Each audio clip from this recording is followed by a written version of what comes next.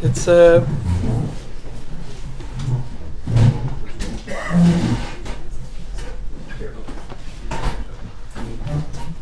although it's impossible for us to, is this loud enough back there? You hear it or no? Schwach?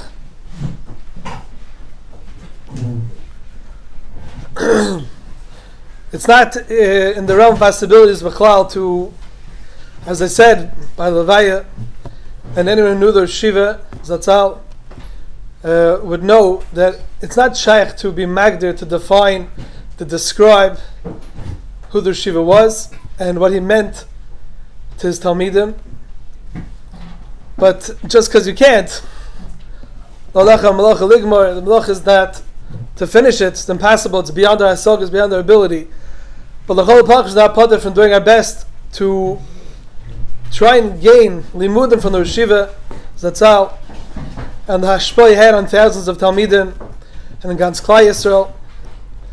He was betzim. Anybody who knew him knew that he was beyond. He was something way beyond. Whatever we saw was just the smallest bit of what he wanted to Megala, and what he was mechasa, what he covered up was so much more than we had any hasagas.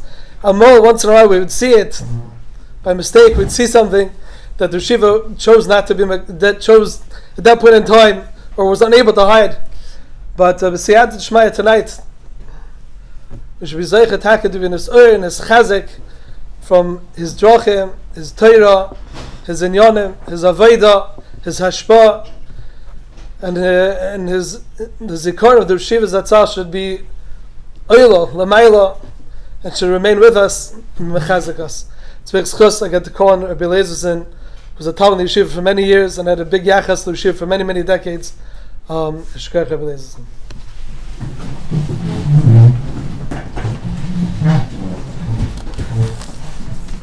Rishus to Roshei HaKoilel. This is not a position that I've ever been in, and the truth is that newspaper articles are coming out already, and magazine articles, and a lot has been said, and most people that have been exposed to the Rosh Yeshiva Zatzal already know what you can expect, talking about his gadlus and his learning and his amazing amelus b'Torah and his intensity and his avodah in all areas of avodah, whether it's tefillah, whether it's Gemilas Chasadim, Kirov, and all aspects of Klal Yisrael. The way a true Gadol B'Yisrael is, every concern of Klal Yisrael is their concern. So I don't know what I'm going to be mechadish. Either things that I want to say, you already know, and if you don't know, if you read any kind of Torah newspapers or magazines, you're going to hear of it in a day or two. They came out already. So I want to put a little bit of a personal spin, if that's the word, on it. And one thing I think I'm going to be mechadish over here is you can't talk about the Rosh Yeshiva Zatzal without talking of him in the context of the Rosh Yeshiva Zatzal, Rav Hutner. Because when I grew up in a shul in a neighborhood in Brooklyn called East New York, which is where Rosh Yeshiva was born. And it used to be, many years ago, 60, 70, 80 years ago, a vibrant Jewish community with shuls that are still standing today, even though a Jew hasn't been anywhere near there in at least a yovel of years. But there are shuls that attest to what once was over there. There was a yeshiva ketana called Taras Chaim, where the yeshiva went, and other just to drop a few names that had gone there because they lived in East New York, were people like Rav Shlomo Freifeld and the Novi Mitzker Rebbe, Rav David Feinstein, and many others. They were there at some time or another because they lived in that neighborhood. And I lived in a neighborhood where a young Balabatim from that Kehillah, before I was born, formed some sort of shaykhus with the Yeshivas at Tzal. They were Balabatish people, they weren't Yeshivalite, but they were Erlich Efraim people, and he had tremendous hashpah on them. And when I was growing up in the shul with Beit Daven, where you could feel the Chaim Berlin feel and the Rafutna feel there, most of the Bachurim that were in my shul were learning in Chaim Berlin then. There were others, other very good Bachurim, learning in other yeshivas too. But somehow I was the age of 9 or 10 years old, I was attracted to these Chaim Berlin boys. And for many years after that, I was trying to figure out what my attraction was. And I think part of it was that each one seemed to have a distinct personality, different from the others. Each one was an individual that was unique. Where the other issues were very chashuv people who became chashuv Talmidei Chachamim. Great, but I know somehow it hit me. I didn't even know if I was right, but that's how it hit me as a kid. And we were living in a neighborhood. We davened in that shul, but Yomim Narayim, my father, who was in Altamira, we davened in Beis HaTalmud. Beis HaTalmud was in that area too. Beis HaTalmud had it was Gedolei Olam davened over there. Gedolei Olam lived walking distance from my house. Around the corner from my house, let's say from here to 9th Avenue, let's say in 176th Street, lived Reb Leib Malin Zatzal, from the Gedolei Hadar, according to everybody. And in the davening in Beis HaTalmud, we used to have people like Reb Shmuel Charkova was there, Reb Levi Krepenya, Reb Pam was there, Reb Zedel Epstein, v'chulu. But somehow I personally caught onto this Rav Hutner thing, and the boys used to tumble about the yeshiva all the time, and it was always Rav Aharon this and Rav Aharon that. The yeshiva was a younger man at that time. And I was really fascinated by the whole thing. I remember one night, after the HaKofis and Simchas Torah, they were Lebetika boys, and it was late, and I saw that the boys, they were teenage, 15, 20-year-old boys, they were going to go to HaKofis in Chaim Berlin, which started around midnight. It was in Brownsville, in a street called Stone Avenue. And I decided, I was about 9 or 10 years old, and I'm going. And I met my mother outside afterwards to inform her, by the way, I'm going to Chaim Berlin now. And she told me, no, the only place you're going to is home to sleep right now. And it was one of the best things that ever happened to me, because I was left with this chukka and this yearning to be part of that whole Chaim Berlin thing. And if I would have gone, I probably after an hour would have been tired and wanted to go home, and there was no one to walk me home. And I would have been stuck there the whole entire night, which was when the HaKofis ended by Chachris. So it was good. But that was my feeling. It always was a natural feeling. I finally met the Rosh Yeshiva in Camp Morris. When I went to Camp Morris after the 9th grade, I was in Miri Yeshiva High School.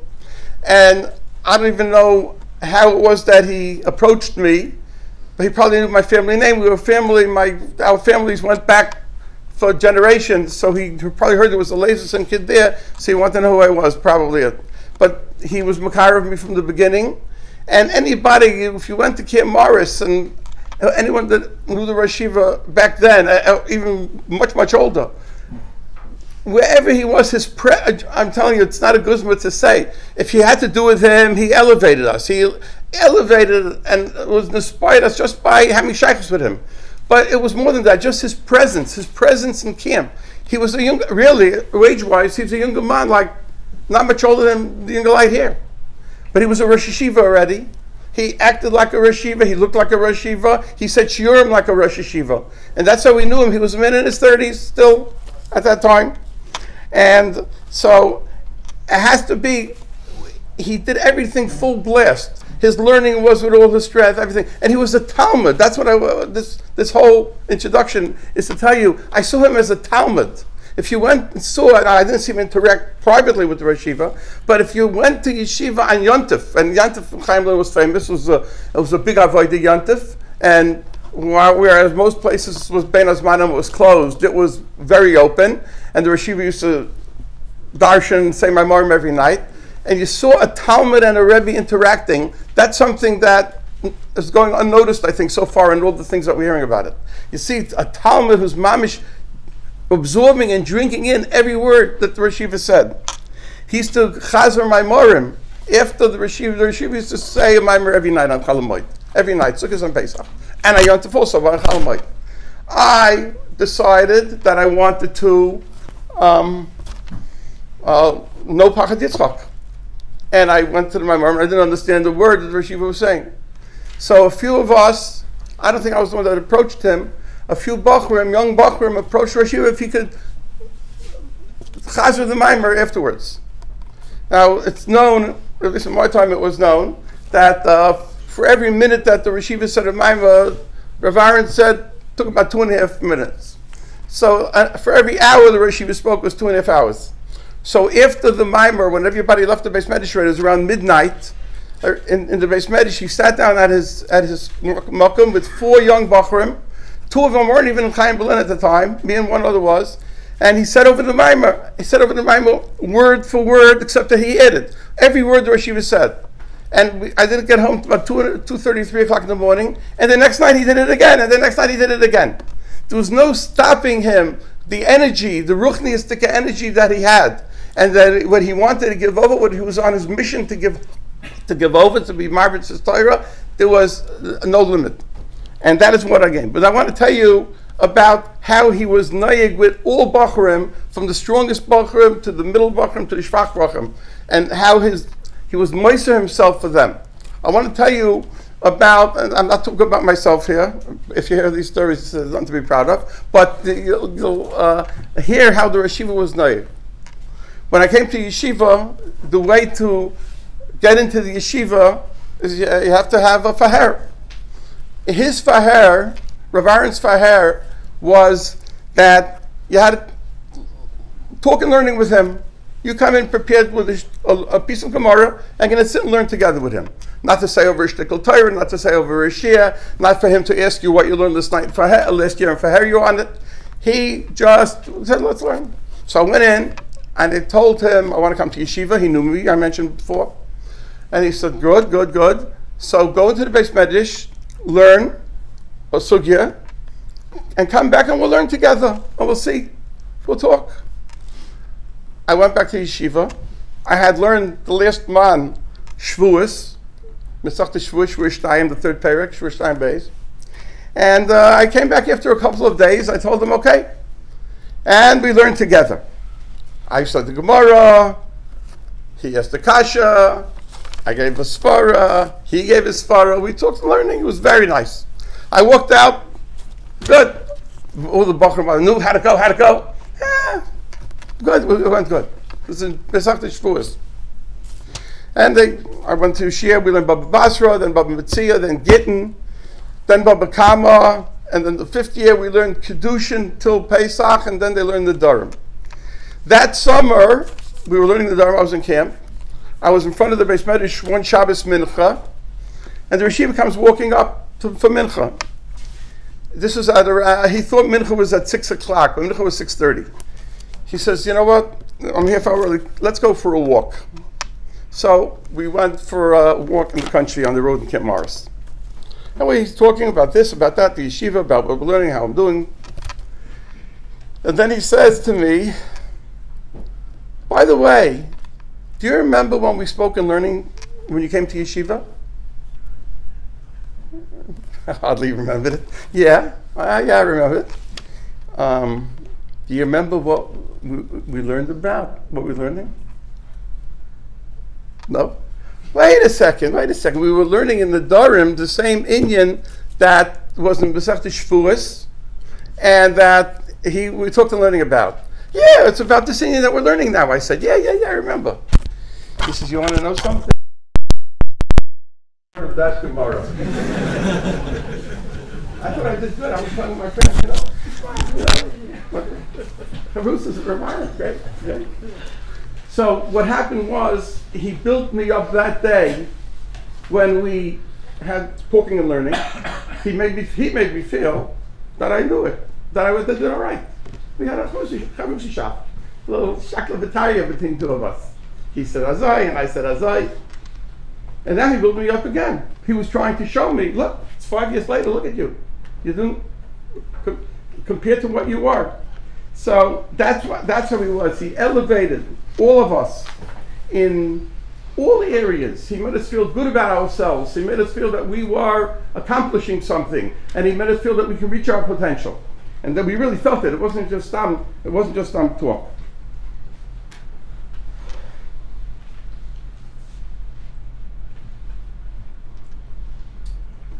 The on Yontif in Yeshiva, was speaking about Yontif in Yeshiva. I was, in those days, before it became a popular thing in Chaim Berlin on Shmini Atzeres, they was a big deal. The Yeshiva used to have a whole long tish, if that's the word. I guess it is the word. And after that, they had hakafis in Chaim Berlin. Chaim Berlin has hakafis as a pastor. It was very late, and the Yeshiva, meaning Rav Hutner, had a thing that all the years in Chaim Berlin on Shmini Atzeres, they had what they called Gemara hakafis. And on Leizerson was Torah, and some stuff was with the Sifrei Torah. I'm guessing that has something to do with Torah Shabbat and Torah Shabbat Ksav. And the first year or two that I was there, it was sort of like a private club still. The whole Flatbush didn't realize that this was going on. So all his biggest chashivs at Talmidim was there, and I was there, and a few other hangers on, because I stayed till the end. This is 2, 3 in the morning. And the Yeshiva, who never used to get up hardly, because the Yeshiva is Atzal Raputna, and he used to stand for the whole thing. He had a Gemara, and everybody was dancing around. It was so dahoibin, I can't describe, I don't think it's possible for anybody to describe, unless you were there, what the feeling was like to be there in Yeshiva, and those nights. And that's how it was all the time on Yontif. And every time he was there, so he carried everything that was with him. Everything that was Rabbi Ahron Shechter, he was carried with him at all times. You just felt it. It was just all over the place. Even over here, the last years when he was much older and he was much more shvach than he was in those days with the koiches. But still, I felt it. And I think a lot of other people felt it as well. He used to come for a parlor meeting in Yeshiva before he started coming to us around 7, 8 years ago. He used to come every year for a parlor meeting. And one night, one year they had 2 parlor meetings. They had one by us in Miami Beach and one in Boca Raton. 2 days later. So he was there for he was there for 3 nights altogether. The second night he was there, he was totally exhausted. He was busy. The yeshivas were inviting him to come. He went wherever they asked him. Rabbi brought their kids over. It was very busy. Plus the phone was always ringing and people were calling. He was very exhausted. He says he has to lay down. He can't keep his eyes open. And people have been talking about the story. It really started from me. Rabbi Chaim Siegel mentioned it on the Rav Gershon Ribner podcast the other night, but it's a little bit wrong, so I'm going to say the way it really was. The stories always happen like that. So he said he's really exhausted, but he just give me, I forget if he asked me for a Gemara or a Rishon, a Rajba or a Tval. Just for a second, I have to go lay down. This is at 7 o'clock at night. He sat down and he started being ma'ayin and something, and going. And of course I was going to wait up, so I was going to stay up until he's ready to go to sleep. At 11 o'clock he finished. I'm just giving you a marshal that he lived his regular life. It was between the 2 Bible meetings when he was relaxing for a day in Florida and he was tired, he was going to lay down. This is how he was. This is what we went through. My wife used to have a play group, so we used to go to shul in the morning after the parlor meeting, and she had play group. We come in one morning after we come from shul, and these 10 little kids are standing there, and they see the Yeshiva. The Yeshiva had this psura that was very famous, and the kids all standing there. He says to the kids, "Good morning, children," and they just look at her. And finally, a kid says, "Are you Hashem?" And he says, "Children, nobody could see Hashem." So he tried to speak to them on their level as well. A similar Maisa, this is famous, I wasn't there, so this is legend already. I don't know if it's true or not. But the Yeshiva had to go into the city for something, and he was from the mountains. and they were driving on a road, and there was either a stuck car or an accident in front of them, and it was at a standstill. A couple of Bakrim were with him. And it was a heat wave, and not everyone had air conditioning in those days. I don't know if anyone here remembers those days. Not everyone had air conditioning in their cars.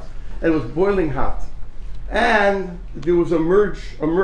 So there was some grass in between, and another highway was coming to merge onto the one that the Rashiva was on, and they wanted to go.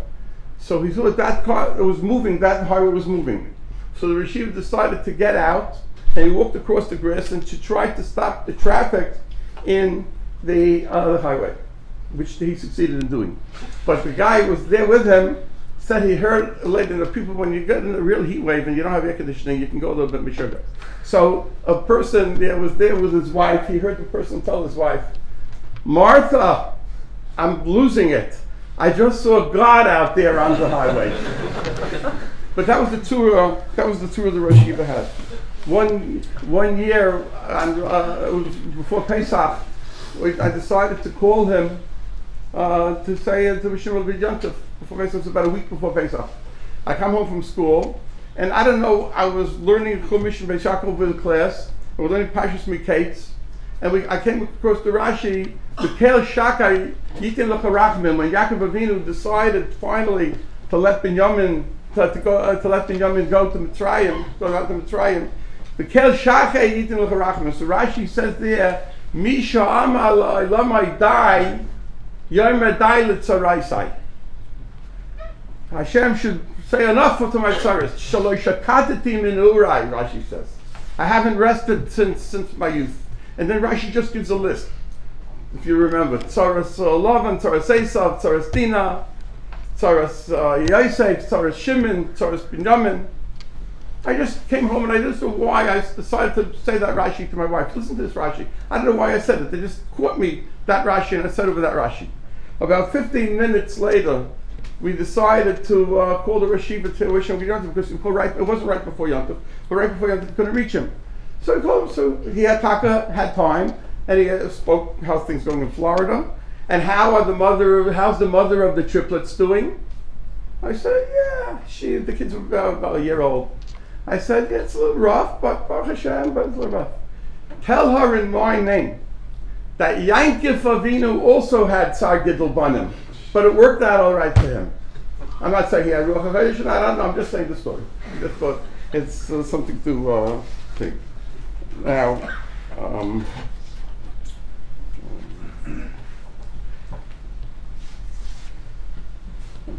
the night before my son got married in Montreal, Shragi, who's here now I think, before he got married in Montreal, she was going to come, and it was discovered that he didn't have a passport. His passport was expired. So people knew people who knew people, and they sprang into action, and they tried to get a passport. So the next morning, it was Rosh Chodesh in the morning, in the middle of davening. This is something very the Rosh Yeshiva like to do. I'm going to say what he does for Talmidim. Shagi was a Talmud Yeshiva, I was a Talmud. He was going to go to the Chasna. He went out in the middle of davening and to go into the hallway of the yeshiva to pose for a picture. So he can have a passport picture. I said picture, I said yearbook. So the passport picture was ready, and we were able to have a picture. So I'm just giving a little bit of a personal, even though you can hear all this, how Ibn he was to his Talmidim, and how loyal the Talmidim were. You can hear all that, you can read all that. I'm just trying to give some illustrations that could show the point of all these Moridik Kamailas that he had. When he came to, when the Yeshiva went to Eretz Yisrael with Leizerson to leave for the Yeshiva, we're learning Bava Kama that Zman, and he told the Yeshiva, he told Rav Ahron, he shouldn't say Shir that Zman, because he's running the Yeshiva. Really, for all intents and purposes, he was the everyday Rosh Yeshiva from the beginning when I was there. But here, the Rosh Yeshiva was not going to be there, Rav Leizerson was going to be there, he was going to be alone. The Rosh Yeshiva told him not to say Shir. Every once in a while, when the Olam was holding in a certain sugya, the Rosh Yeshiva would call the Olam together to talk and learning for a few minutes. And he would call a bacher in who'll be in charge. And he says, should we say maybe we should have the boys come together? All right. The boys said, yeah, the boys would like it here. But it's not a shir. The Yeshiva said he can't say shir. It's not a shir. Don't forget, we're just going to talk about learning. It's not a shir. Don't forget, it's not a shir. So the bacher came out. The Yeshiva is going to talk and learning. It's not a shir. Don't forget, it's not a shir. And the Yeshiva then went and everyone got together. The Yeshiva said a 2-hour shir, which ended only because we had a Dav Mincha, and then he did a hemshach for an hour and a half after a 3-hour shir. So a couple of weeks later, by the next sugya, he called the bacher in again. The bacher came out again. The Yeshiva is going to talk and learning today. It's not a shir. And one of my chaverim said the epic line, but famous lines of Chaim Berlin.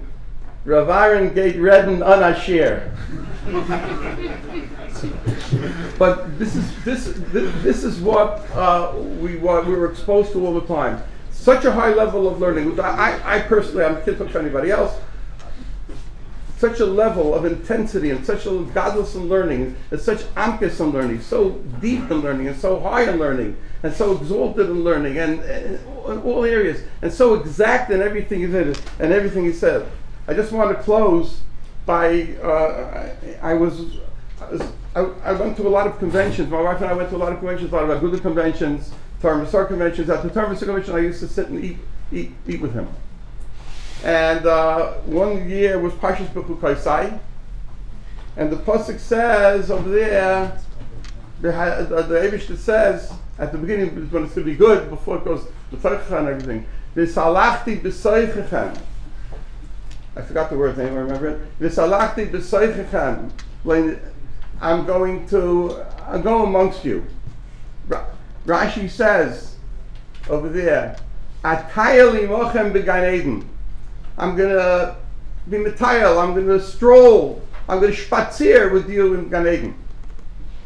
And you're not going to tremble from me. Yochal, maybe you're going to think that you're not going to have any yira from me. I forgot the words in the pasuk, that's how it goes. So I asked a question. What's the pshat? How is it possible to spazier with someone who you have yira for? I just didn't chap the lush l'shoinus of Rashi. Atayel imochem b'gan Eden, but you'll have yira. And it didn't go right with me. I saw you through Shiva. What's the pshat? So he says, imagine a kid comes to learn by a Rebbe. And the Rebbe's like, wow.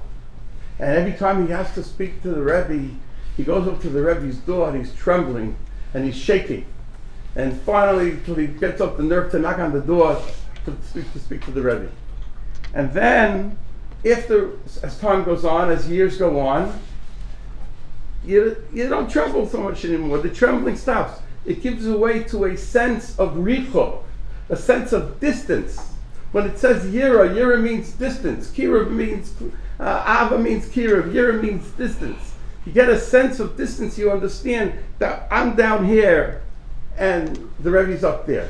And I think all of the Talmidim of the yeshiva, and I'm not speaking for all the Talmidim, I'm just speaking for myself, where all the years, one thing that there was is this sense of distance.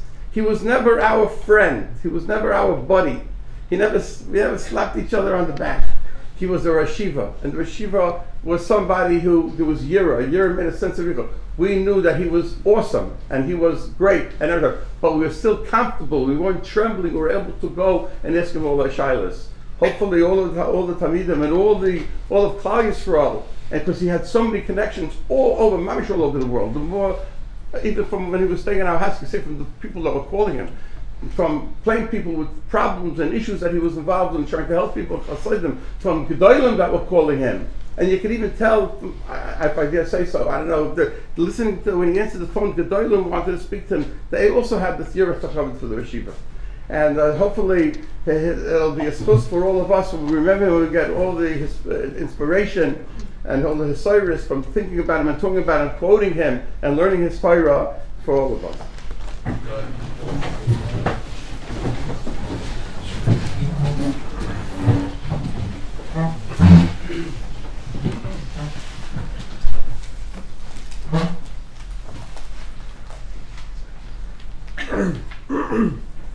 I came to Yeshiva and came to Chaim when I was 19 years old.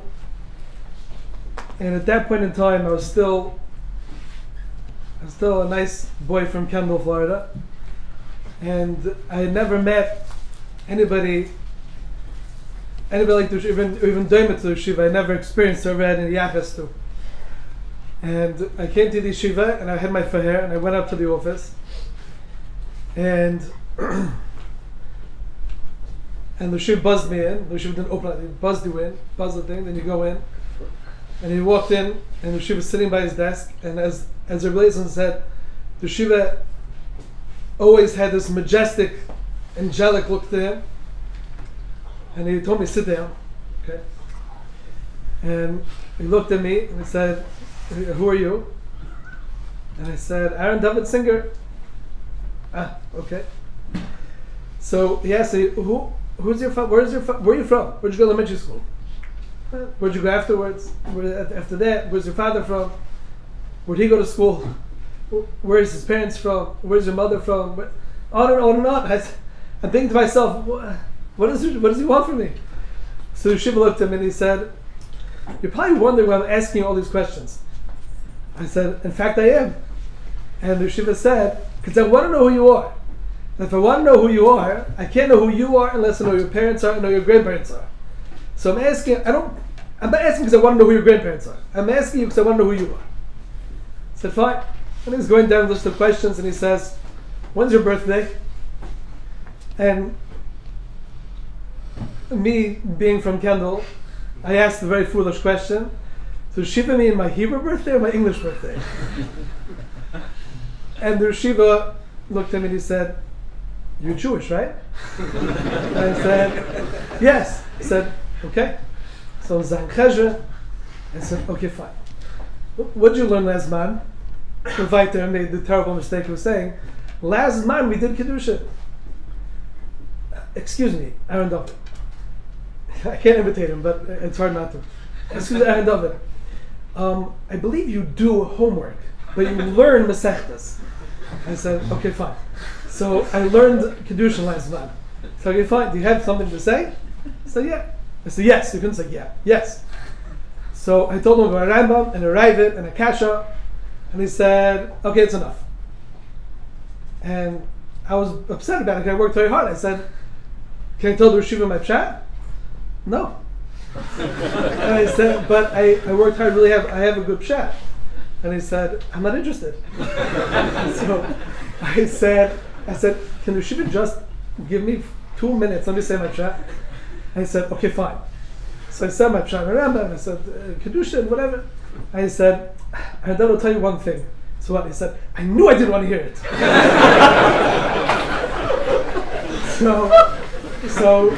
So I'm thinking to myself, like, this is a disaster. I didn't walk away to my fair like Rabbi Leizerson did. That's for sure. And the Yeshiva stared at me, and it's something I'll never forget. I've been trembling now thinking about it. The Yeshiva looked at me, and he smiled, and I never saw, if anybody saw the Yeshiva smile, the Yeshiva had a smile that could just fill the entire world. And he stared at me. I'll never forget, I was quivering. And he stared at me. At that time, I felt it must have been 10 minutes. I don't know how long it really was. But he stared at me, looking right in my eyes. And he tells me, okay, good, you're in. I said, okay. He said, the Yeshiva told me, so go tell Rabbi Max, who's in charge of the dormitory, said, go tell Rabbi Max that to get you a room in the dormitory. I said, okay. So then I asked another foolish question.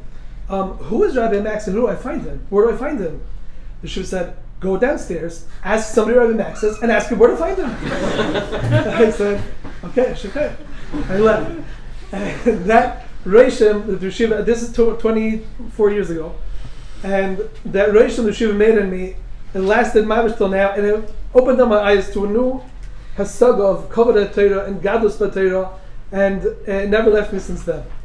And Baruch Hashem, I was zeicha over the years. It was that Rosh Hashanah, I had the suit by the Yeshiva's house, and then from that Rosh Hashanah for 4 years, I had every Suda Shabbos Yom Tov by the Yeshiva.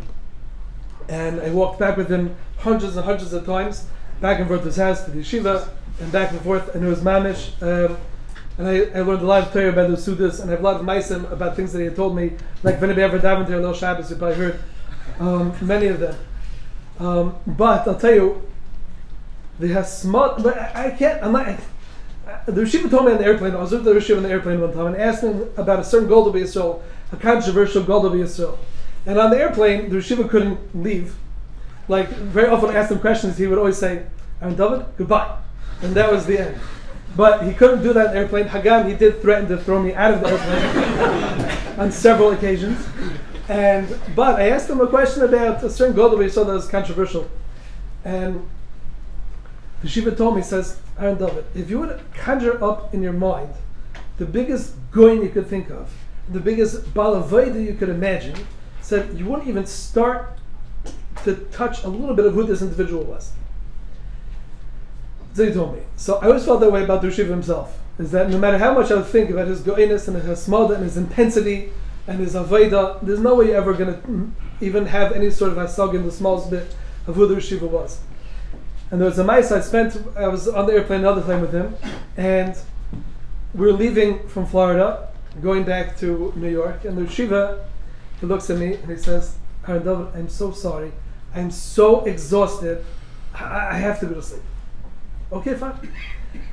And then the Yeshiva said, but I start to beside the Kedushin as soon as we get back. But I can't just go to sleep. Let's on a pasuk. I said, okay, fine. So he always carried 2 chumashim with him in his bag. One for himself, one for whoever he was with, that he would have one with him. And I took it out, and I don't remember which parsha it was. Somebody else could tell me. I remember the Indian was Rashi being mechalek into the word shoiver and meshaber. It was near the beginning of the parsha. We learned Aryeh, and the Yeshiva knew everything, but always pretend like he didn't know. He'd learn the pasuk and say, it's a shver pasuk. Maybe Rashi asks his kasha. The Rashi, so Rashi asks kasha. He said, but it's a shver Rashi. He asked me kasha. What do you think, Ahron Dovid? It's a good kasha? I said, yeah. He said, so let's see if the Ramban asks this kasha. It's the Ramban. I said, fine. And he says, it was always like every Shabbos. Ken's idea in Rashi is like this. You think it's a good Yishu? Yeah. It's a good Aryeh. And it was the same thing, every pasuk, every Ramban, every Aryeh. The Yeshiva knew every single thing, but he always learned it as if he didn't know. So he said, okay, we learned the pasuk. Let me get invited. So we learned another pasuk. And then 2.5 hours later, when the announcement came on the airplane, the Yeshiva looked at me, so we're starting our initial descent. And the Yeshiva looked at me, Ahron Dovid, how'd you let this happen? And I said, I should stop the Yeshiva? I said, I told you I'm so tired I have to go to a chasana. Why didn't you tell me? I said, fine, okay. I have another half an hour. The Yeshiva could go to sleep now. Fine. I can't go to sleep without a pasuk. So we went right there, and Lemaisa went all the way till we landed, and he got up and he said, Ahron Dovid, this was a disaster. And I said, okay, fine. And we walked there. And in the airport, I have many Ma'isim to Yeshiva in the airport. I'm not going to it now, but the Yeshiva was so dovek b'Torah. It wasn't pshat. It's b'Torah. Pshat, he couldn't stop learning. He was like a gay. He couldn't stop. I remember a friend of mine took the Yeshiva to the airport one time, and it was on Shushan Purim. The Yeshiva made a big asik out of Shushan Purim in his house. And the Yeshiva was learning, and you couldn't stop. If he was learning, it was not negay. So everybody knew you had to start like 3 or 4 hours before you actually had to leave. You had to go to the Yeshiva. We have to leave now. She said, I know I don't have to leave now. I'm learning right now. So they come back half an hour later, and they tell the Yeshiva, no, we have to go. I know I don't have to go yet. I'm sitting and learning. Please stop bothering me. And it was the same thing every time the Yeshiva had to go somewhere.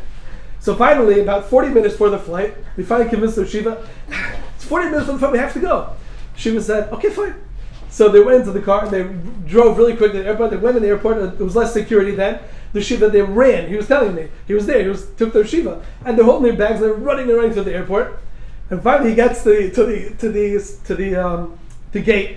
And the lady behind the gate says, Rabbi, it's good that you came because in 3 minutes we're closing the gate.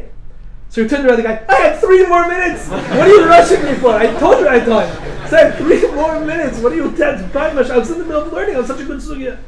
And that's how Shiva looked at things. So I had 3 more minutes. What are you rushing me for? The Hesped and the Dveigs and Torah. I remember with the Shiva, one Parashas Noach years ago, the Shiva was learning a pasuk. I looked it up just to see if I had the Meiser right, and I believe I do. In Perek Ches Pasuk Chav Beis, Rashi explains the pasuk Zera, Kotzer, Kor, Chaim, and Rashi explains those seasons, those 6 seasons, explains them, or 5 of them, explains them, but not in order chronologically. Meaning they're out of order in the pasuk. So the Yeshivas said, it was me and like 3 other Bachim were there at the Suda, and the Yeshiva said, Nach Rashi, it's L'maisa out of order. What's up, Pshat? So we're looking at each other, we don't know. So the Yeshiva closed his eyes. About an hour later, and you were not allowed to talk by Suda Shabbos, it was awesome. So I'm just sitting there, pretending to think about the Gasha. And the Yeshiva has his eyes closed, and the Yeshiva was super, super intense all the time. An hour later, he looks up, he says, Ahron, do you have anything to say? I said, no. Okay. He closes his eyes, another hour passed. And then the Rebbitzin, or it wasn't the Rebbitzin, she was already not so much there at that time. And we used to go to early Mincha on Shabbos, so someone, it was probably me actually, told the Yeshiva, said, the Yeshiva have to go to Mincha. And he said, they'll wait for me. And he closed his eyes, I said, no, we really have to go. Okay, fine, we'll go. And then we came back, and the Yeshiva kept on asking me on the way back, he's like, do you have the Pshat in this Rashi or no? And he couldn't stop, it wasn't negay to stop thinking about it. He was so osik, he was so vertieft in this Rashi, that there was nothing else that mattered in the entire world. It could be he didn't even know any time passed. Because by learning, whatever she was learning, that was it. That was the whole entire world. The Yeshiva told us when I was in Kol, the Yeshiva talked about Kavati Yid L'Torah, and it says, they're asking, Kavati Yid L'Torah. The Yeshiva said, B'Shem the Atam Mikel, Kavati Yid L'Torah means they were Kavu in Torah. That means when you're learning, there's nothing else going on. And that the Yeshiva was Makayim B'Hidurim Hamish. If the Yeshiva was Isaac in something, nothing mattered. It was 7 o'clock at night to 11 o'clock, whatever it was, it didn't matter. Yeshiva had a sugya, and there was no letting go of it, and there was nothing stopping it. That's the first Indian. The Yeshiva in Nani Kabbalah's oil.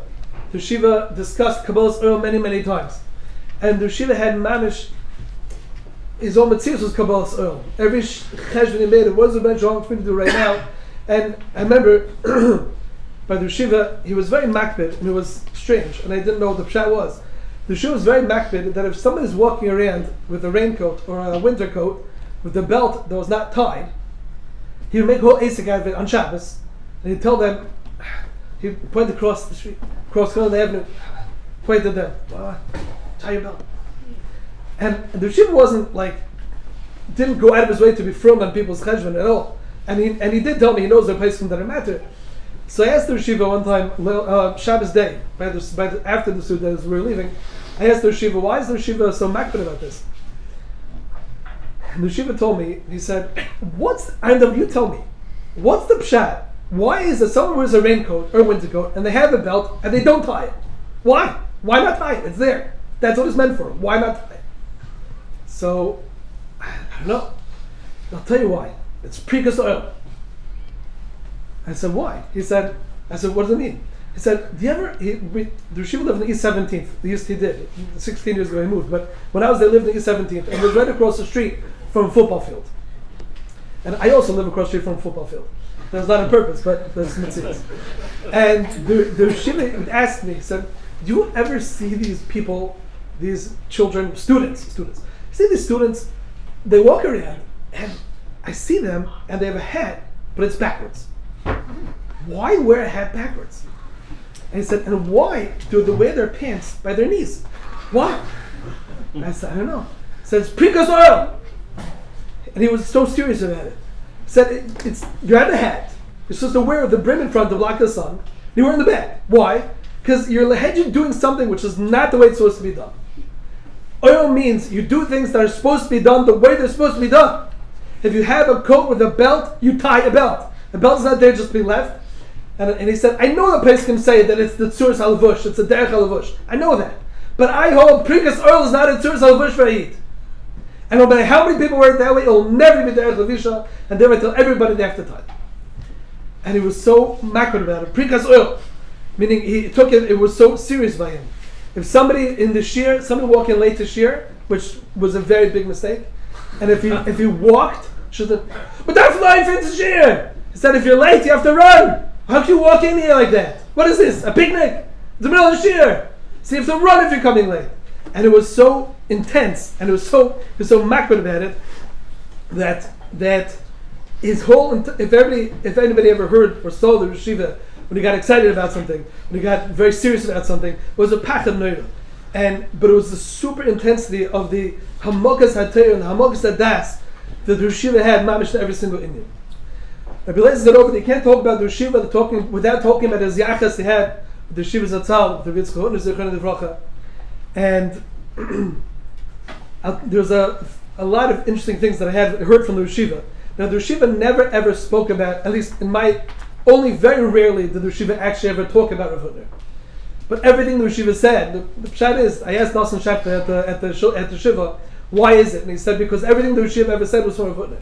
There's nothing that he didn't, there's nothing in his life that he ever did that was not from Rav Hutner. There's a nice way to say over, that the yeshiva one time was chazering a maimer, after the yeshiva zatzal gave a maimer, the yeshiva zatzal, Rabbi Ahron Shechter, he was chazering the maimer.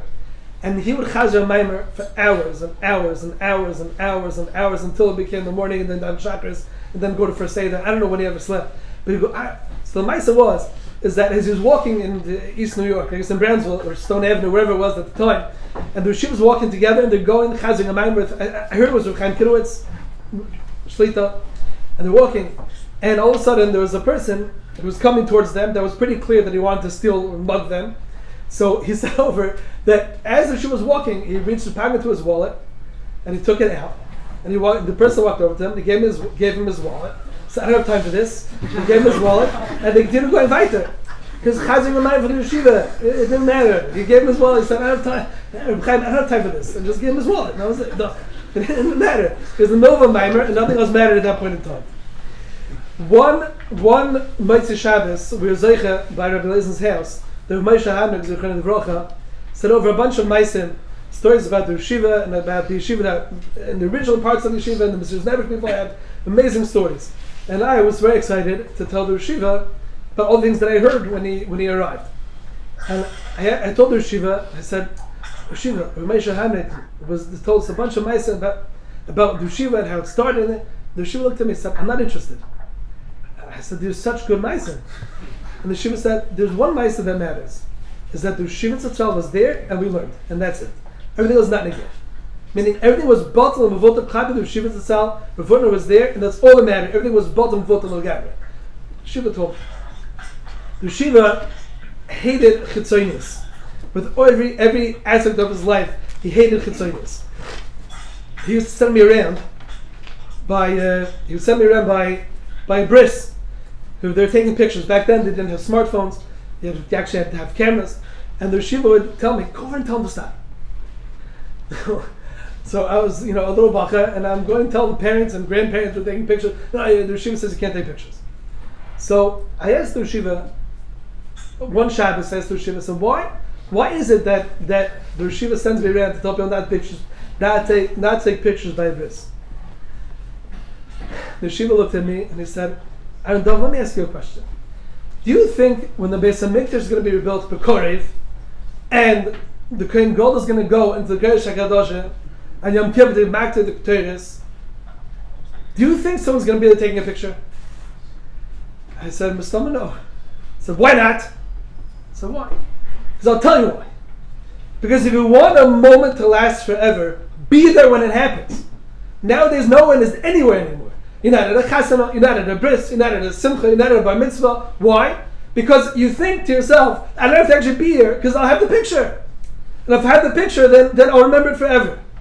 And the yeshiva, the way he said over to me was, the way you remember a simcha is not having a picture in your sock drawer. That's not how you remember a simcha. Be there when it happens and then you'll live it forever. But a picture never substitute for a person being there.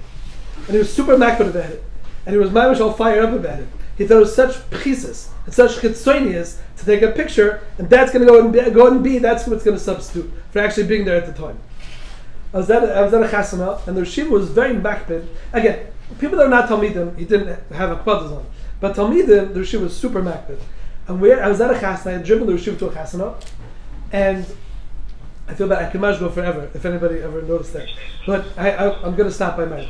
So I drove to Yeshiva and they started playing in Eshkoch Yerushalayim Tishkach Yemini by after the chuppah. or whatever, at the end of the chuppah. And the Shiva made them stop. Stop singing that! It was a whole band. It was like a 15-piece band. The Shiva made them stop. And the Shiva said, stop. You didn't play games. And I asked the Shiva, driving the Shiva home from the Chasana, I said, why is the Shiva so makbid on this, not to sing Eshkach Yerushalayim? And the Shiva had a way of saying things. I'll never forget, he looked at me, he said, Ahron David, I'll tell you why. He said, because it's pretty, and I hate pretty things. And I looked at the Shiva, I said, do you want to explain what that means? I said, yes, please.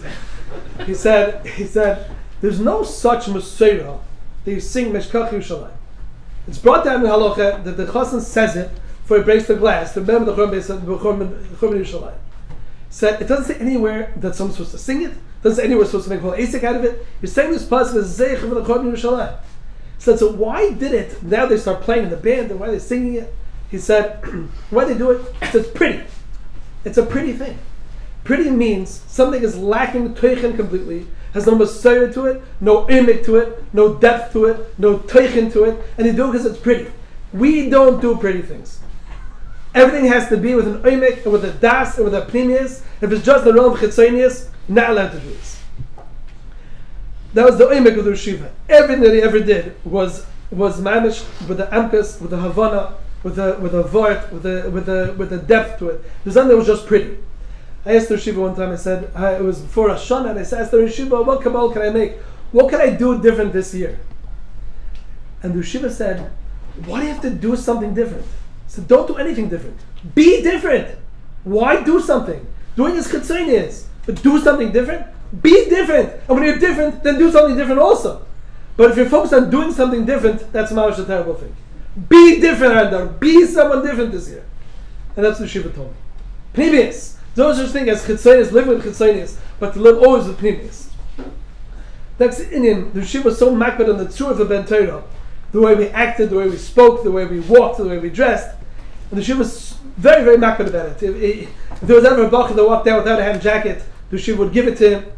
And just the way we used to speak. A person's not allowed to say a guy, this guy. You can't say a guy.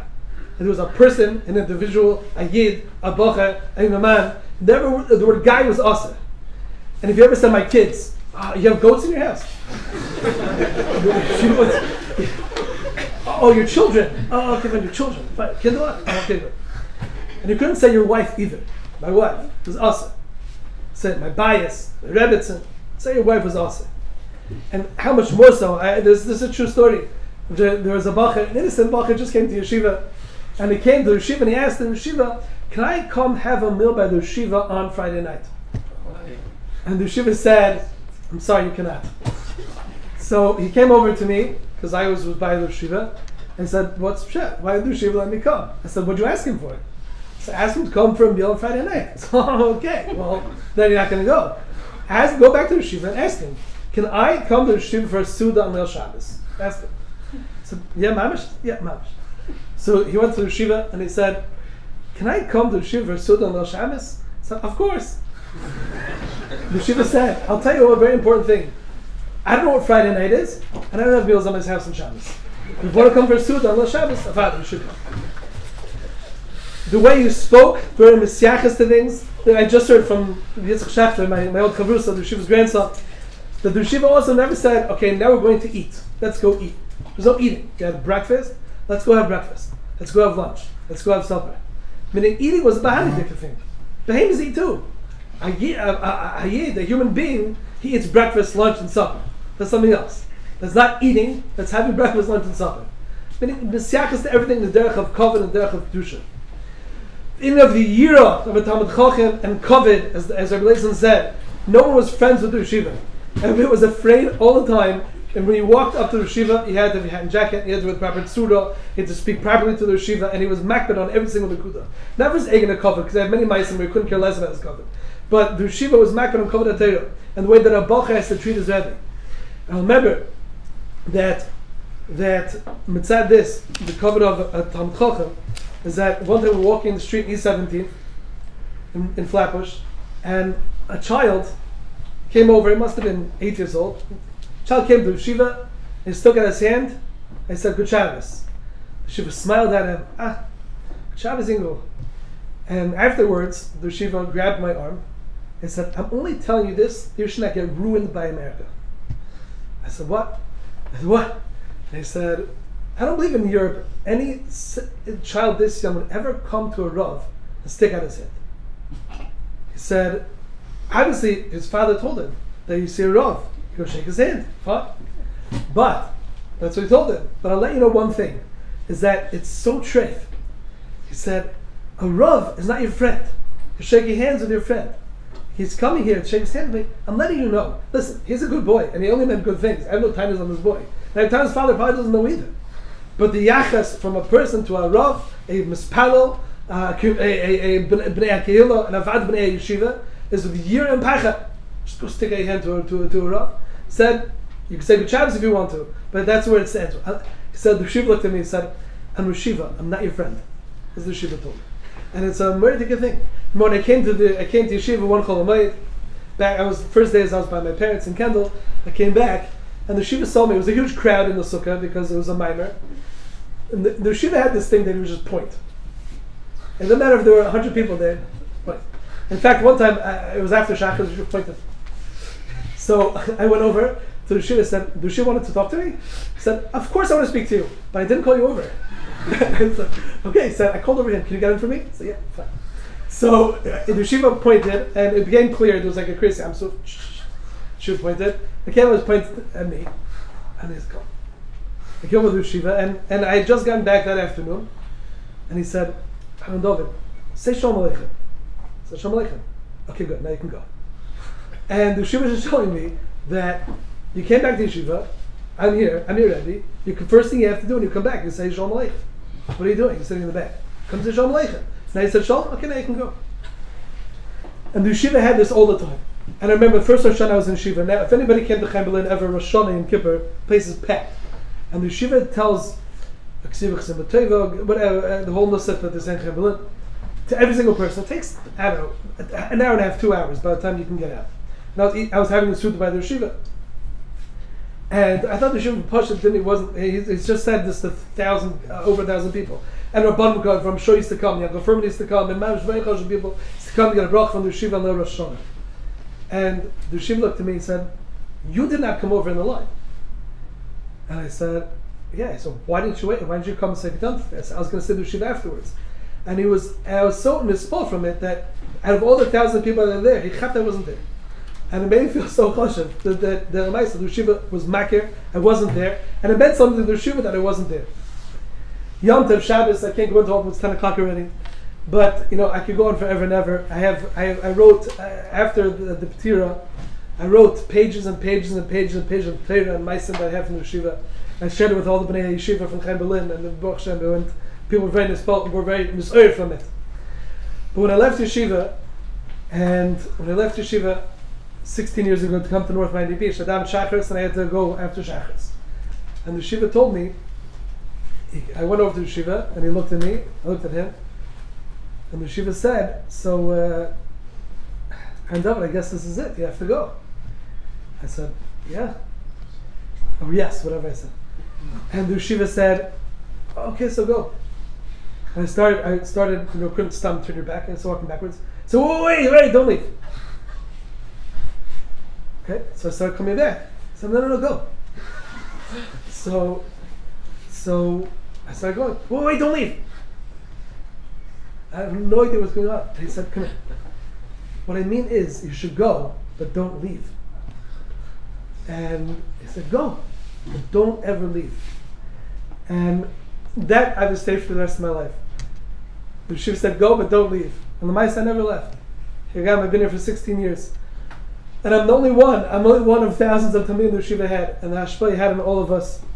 And how Mamish, people were so tzibrochen when they heard about the news, and all of us got together for my shir and for my chabura to discuss what we had from the Yeshiva, and the Maisim and the Torah and all the Inyanim and the Yira and the Pachad and the Kovid and the Tzirsa Adam and all the things we got from the Yeshiva.